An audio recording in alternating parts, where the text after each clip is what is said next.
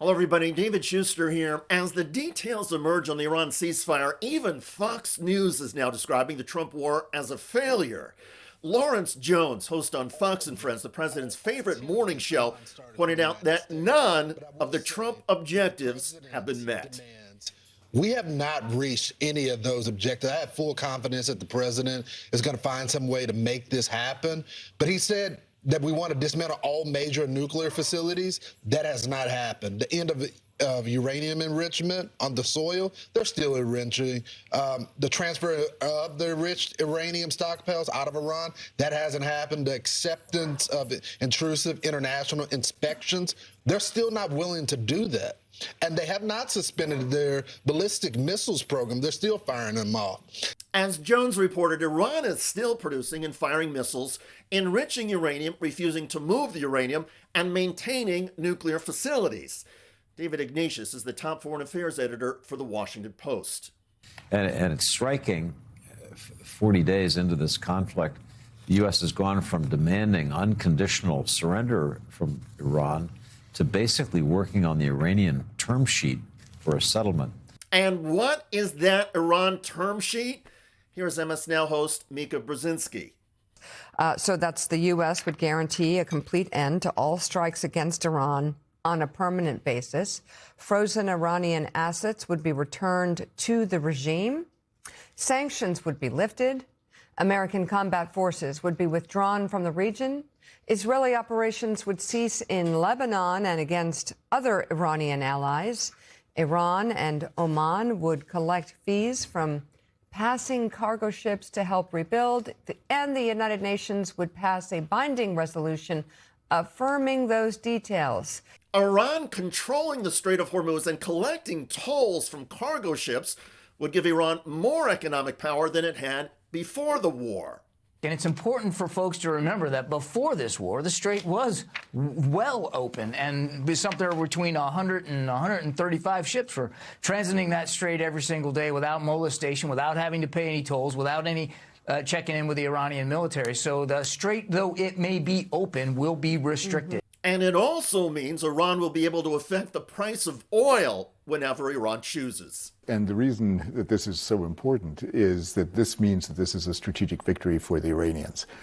Because if they, now that they've proven that they can control the strait at least up to a point, they will then control commerce. They want to exact tolls on ships that go through there. We're talking about 1 million or 2 million per... Panama Canal style. Exactly, Panama Canal style. The difference is, of course, the Panama Canal was built by man. The Strait of Hormuz is a natural occurrence.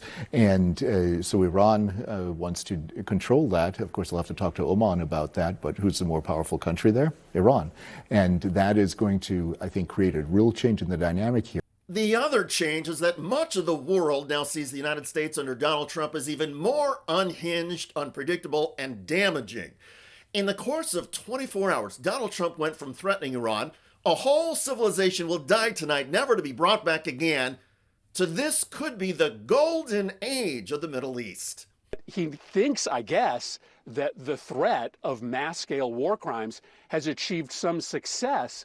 But as we're learning in the last few minutes, the success seems to be that Iran has more power over global commerce than ever before in our lifetime. And so the combination of the threat of war crimes along with the outcome of this so-called ceasefire, it's just really hard to get your head wrapped around.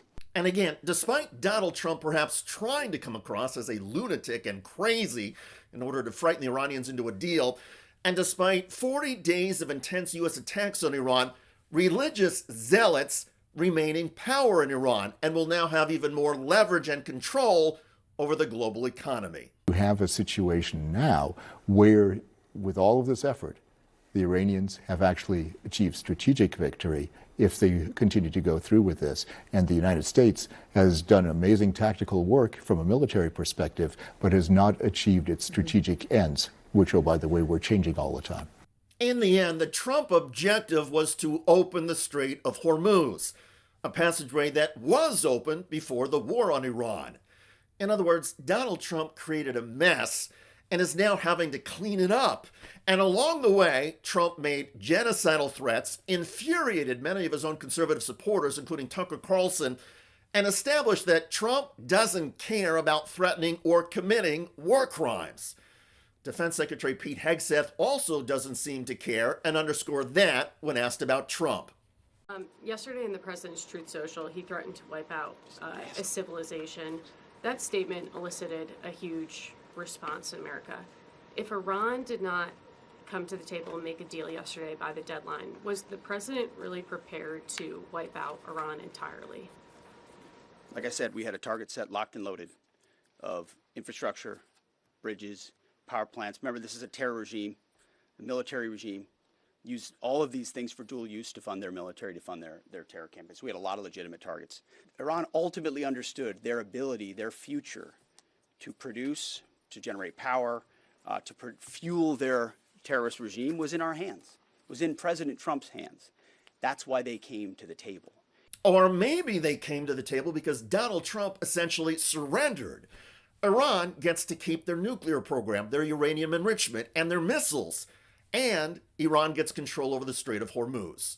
Iran has increased their control over the Strait of Hormuz and has now learned that if they can turn that spigot on and off, that gives them an extraordinary amount of leverage over the world's energy supply and, of course, the United States. Still, most conservatives on this day are falling in line and praising Donald Trump. From senators to Wall Street financiers, the Republicans are now insisting Trump is a negotiating genius. And they point to the quick drop in oil prices as proof. Never mind, of course, that oil prices in this ceasefire are still much higher than prices before the war. Even Fox host Lawrence Jones, noting all the goals that Trump failed to meet, still expressed confidence that Donald Trump would stop Iran's nuclear missile program eventually. Whatever. The fact that Donald Trump backed down is not cause for celebration. Trump said genocide is in his toolkit, and when you are the person wearing the tool belt, you cannot put that back in the bottle. Trump should be removed from office through impeachment or through the Constitution's 25th Amendment. You can base it on his genocidal threats, or you can base it on Trump now putting Iran on a path to be stronger and more dangerous than before. Either way, Donald Trump continues his pattern of making everything he touches even worse. Even former MAGA supporters like Marjorie Taylor Greene say Donald Trump is insane. The evidence keeps piling higher. Enough already. Trump has shredded the U.S. economy. He just lost a war, and he proved he has no guardrails. Remove him. By the way, a former Trump White House lawyer is also calling Trump crazy and hammering the Trump cabinet for enabling the global mess. It's not a surprise that we're in this much trouble. It's not a surprise that given the fact that the cabinet will not invoke the 25th Amendment for a man who is clearly insane.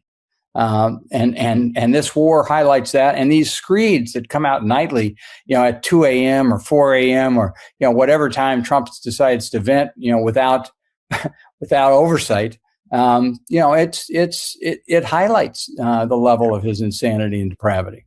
Check out that video at the link below. It generated a lot of comments on YouTube. One of the most popular is from Jake, who wrote, "Hey America, when is enough going to be enough?" Indeed. I look forward to reading your comments about Donald Trump's failures with Iran being so impossible to ignore, they are even getting called out by Fox News. I'm David Shuster. Thanks for joining us.